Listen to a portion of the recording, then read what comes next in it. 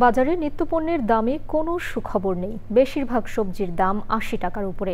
দেশি ডাল ও আদার দাম কেজিতে বেড়েছে ২০ টাকা। ডিমের দাম বেড়েছে ১৫০ টাকা ডজন বিক্রি হচ্ছে। আগে থেকেই বেড়ে থাকা চালের দামও কমেনি। বিস্তারিত পরাগ আজিমের রিপোর্টে। বান্ডেল থাকলে প্রতি সেনমানিতে টাকা বাঁচবে।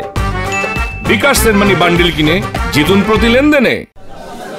বাজারে কাঁচা পেঁপে ছাড়া সাধারণ সবজির দামও কেজি প্রতি ৮০ টাকা বা তার বেশি।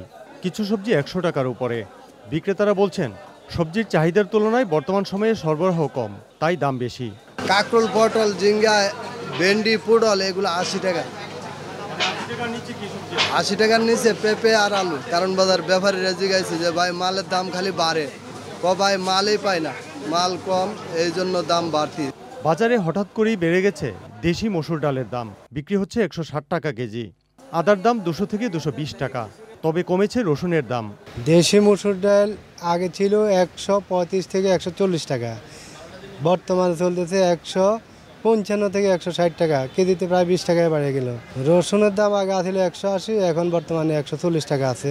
দেশি পেঁয়াজ আমরা বিক্রি করতেছি ৮৫ টাকা, এই আলু বিক্রি করতেছি ২৫ টাকা ২২ টাকা, আর আদা বিক্রি করতেছি ২২০ থেকে ২৩০।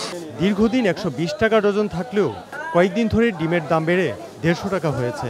আমি সাধারণ খুচরা ব্যবসায়ী, যে বড় বড় আড়তদাররা যারা আছে ওরার ভিতরে সবকিছু মনে হয় যে বড় বড় কোম্পানিগুলো আছে, এরা মনে করেন যদি ইচ্ছা করে কমাইতে পারে, ওরা ইচ্ছা করলে বাড়িতে পারে।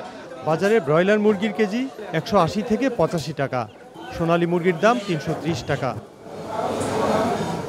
কুরবানির ঈদের পর বেড়ে যাওয়া চালের দাম আর কমেনি, তবে সামনে কমতে পারে বলে আভাস দিয়েছেন ব্যবসায়ীরা।